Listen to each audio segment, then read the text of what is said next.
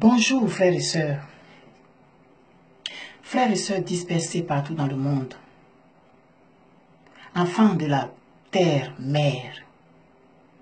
Je suis Takabouani, fille de Grataka et petite fille de Balougra.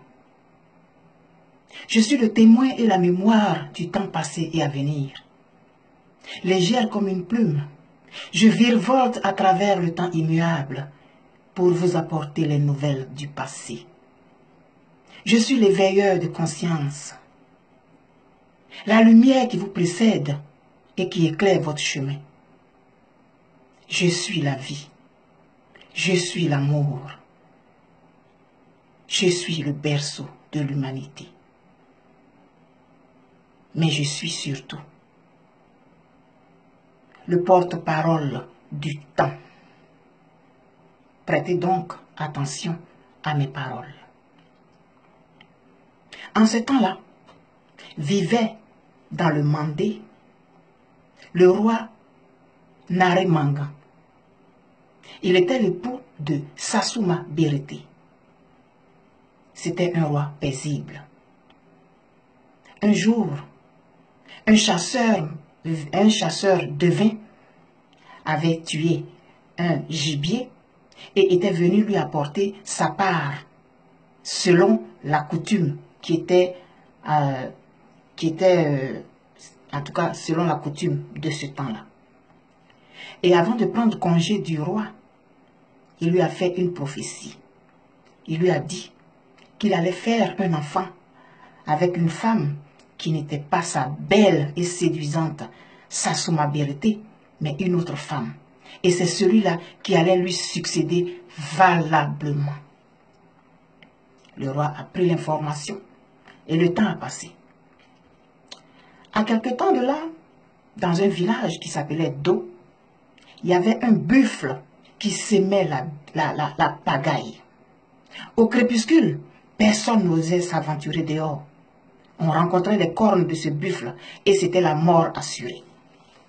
Alors, pour en venir à bout, le roi de cette époque-là avait lancé un édit. Il avait dit que celui qui allait tuer ce buffle-là aurait en mariage la plus belle, la plus séduisante, la plus travailleuse, la plus polie des filles du village. Et c'était comme ça, le buffle s'aimait la pagaille chaque fois. Un jour, deux chasseurs passaient par là, ils ont rencontré une vieille femme sale et affamée aux abords du village. Ils ont partagé avec elle leur repas et celle-là leur a dit que c'était elle, le buffle, qui se transformait pour tuer les gens. Parce que, selon elle, son frère, qui était sur le trône, ne lui avait pas donné sa part d'héritage. Et elle leur a donné d'autres instructions, en leur disant que si vous réussissez à tuer ce buffle-là, le roi va vous demander de choisir la plus belle fille du village. Mais moi, je vous conseille de prendre celle qui sera à l'écart des autres. Ils ont dit ok. Et ils ont poursuivi leur chemin. Avant d'arriver dans le village, effectivement, ils ont vu le buffle. Et ils l'ont tué selon les instructions que la dame leur avait données. Et ils sont allés se présenter devant le roi avec la dépouille du buffle. Et lui là, pour respecter sa parole, il a fait venir toutes les jeunes filles du village qui se sont mises belles. Elles ont mis leurs plus beaux habits, leurs plus beaux bijoux. Elles se sont faites toutes belles, bien maquillées. Et elles sont venues sur la place du royaume. Le plus âgé des deux jeunes gens, il s'est dirigé directement vers celle qui était à l'écart. À la surprise générale, les filles rivalisaient de beauté, de prestance et de grâce. Mais c'est vers celle-là, repoussante à souhait, effacée comme pas possible, laide comme un pou. C'est vers celle-là que le plus grand s'est dirigé. Il a prise par la main, il a dit au roi, c'est celle-là que je veux. Stupéfaction générale. Cette fille laide, bossue, repoussante, à souhait, se nommait Sogolon Kedju. Ils sont partis avec elle et ils se sont rendus dans le Mandé, dans le royaume de Niami. Ils sont allés donner la jeune fille au roi, selon les instructions que leur avait données la vieille dame affamée à qui ils avaient donné à manger. Le roi s'est souvenu de la prophétie du chasseur de vin et il a épousé Sogolon Kedju. Mais quelle est cette fille laide, elle sort d'où? Sassouma Berete, sa belle, séduisante et gracieuse épouse, n'en revenait pas. Mais le roi avait décidé d'épouser la fille. Elle a fait un garçon après. Mais un enfant tellement malingre, tellement chétif. On se demandait même si ce n'était pas une sauterelle. Tellement il était incroyablement insignifiant à la limite. Quelque temps après, le roi est mort. Mais avant de mourir, il a demandé de façon précise que cet enfant-là soit son héritier. L'enfant, il ne marchait pas, il était infirme. Il traînait à terre. Comment est-ce que le roi pouvait décider que celui-là tienne les rênes du royaume? Mais le roi avait décidé, vive le roi. Mais les choses ne se sont pas passées comme ça. Sassouma Berete n'a pas accepté ça. C'est son fils qui a pris le trône. Et là ont commencé les malheurs de cet enfant et de sa mère, Sogolon Kedju, la laide, la bossue, l'insignifiante, la repoussante. C'était les injures tous les jours, les allusions, enfant ver de terre, enfant chenille, enfant limace, femme guenon, tous les noms qu'on ne pouvait pas imaginer. Sassouma Berete les disait en direction de cet enfant et de sa pauvre mère. L'enfant ne marchait pas, donc il était toujours accroché au pagne de sa maman. Un jour, Sogolon Kedju, malgré les méchancetés sournoises, malgré les incroyables injures dont l'affligeait sa rivale, est allée lui demander un jour des feuilles de baobab, parce qu'elle en manquait pour faire son repas. Elle est entrée dans la cuisine, mais celle-ci est sortie et a commencé à crier devant les notables, devant les serviteurs, à tout le monde. Elle a crié, regardez-moi sa femme guenon, laide. Tu veux voir des feuilles de baobab? Tu ne sais pas comment ça se passe, mais va voir ton enfant et demande-lui de t'en apporter, parce que c'est comme ça. Ce sont les enfants qui apportent des feuilles de baobab à leur mère. Alors, va t'adresser à ton ver de terre. On va voir s'il est capable de t'amener des feuilles de baobab. C'était l'injure suprême. C'était l'injure de trop. Sassouma Berete venait de franchir la ligne rouge. De là où il était assis, l'enfant avait tout entendu. Il avait suivi tout. En pleurs, sa mère est rentrée dans sa case. Et l'enfant a pleuré avec sa mère. Des larmes amères, des larmes de frustration. Il ne comprenait pas sa condition physique. Pourquoi c'était comme ça? Pourquoi il était né comme ça? Pourquoi il subissait les foudres interminables de cette dame? Alors, blessé dans son âme, blessé dans ses entrailles, de voir que sa mère était ainsi bafouée. Trop, c'était trop. Il a demandé à son griot personnel qui lui avait été donné par son père, Bala Faseke, de lui apporter une canne. Il a essayé de s'appuyer sur la canne pour se lever. Celle-ci s'est brisée. Il avait trop de force en lui. Il avait trop de volonté en lui. La canne s'est brisée. Au bout de je ne sais pas combien de cannes, toutes brisées, sa mère lui a apporté une canne taillée dans un bois de soum-soum. Une sorte de bois d'ébène noir, dur. L'enfant s'est appuyé sur la canne. Il tremblait de tous ses membres. Il s'est appuyé. Il a mis toute son énergie, toute sa colère, toute sa frustration sur la canne. Il s'est levé, il s'est arc-bouté, il transpirait et il a poussé un soupir et avec un jet de nez. Il s'est redressé.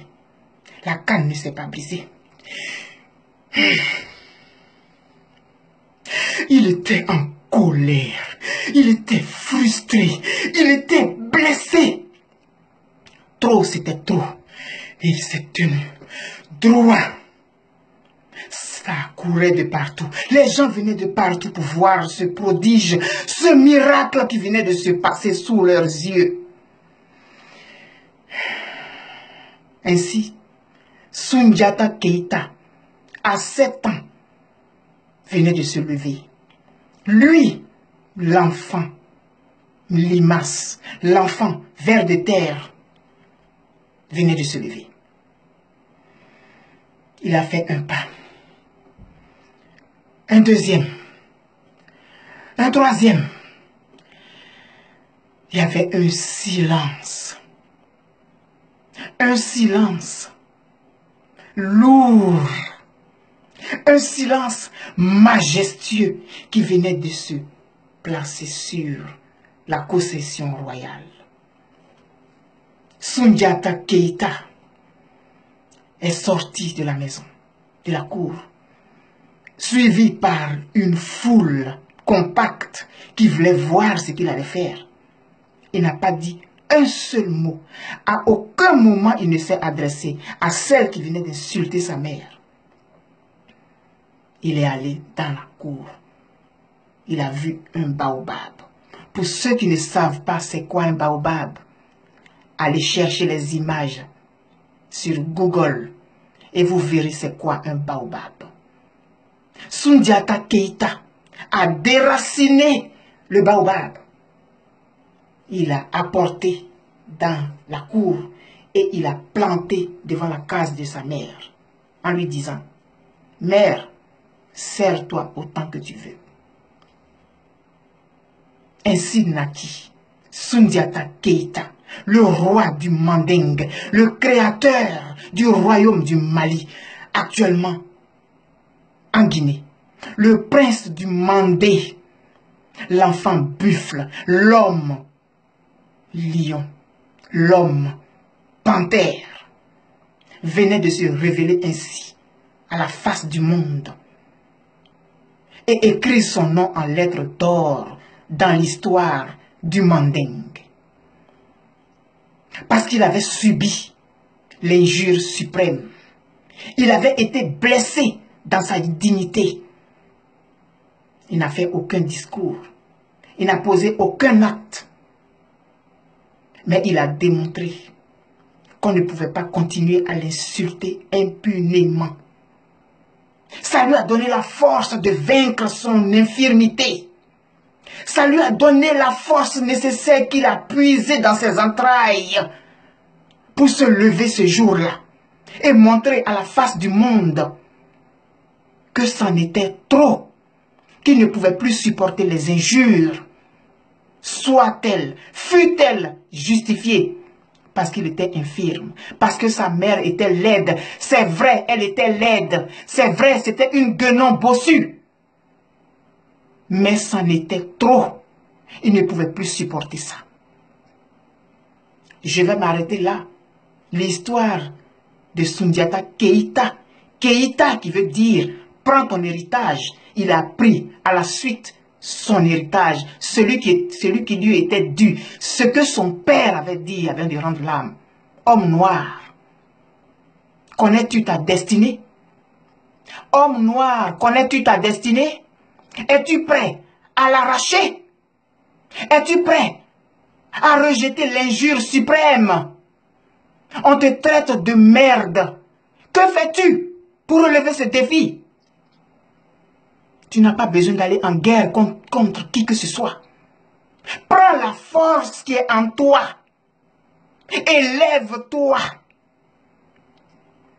Dans un effort surhumain, lève-toi et prends l'héritage qui t'est dû. Sassouma Berete savait. C'est pourquoi elle a décidé de blesser, d'écraser au sol cet enfant qui avait une destinée. Homme noir, celui qui est en face de toi, c'est ta force. Il connaît ta valeur. C'est pourquoi il te rabaisse tout le temps. Alors, lève-toi comme Soundiata Keïta. Lève-toi, on t'insulte, prends la force dans tes entrailles et assume ta destinée. C'est bon pour aujourd'hui. La suite de l'histoire de Soundiata Keïta, je pourrais vous la faire une autre fois. Mais je voudrais qu'on s'arrête là.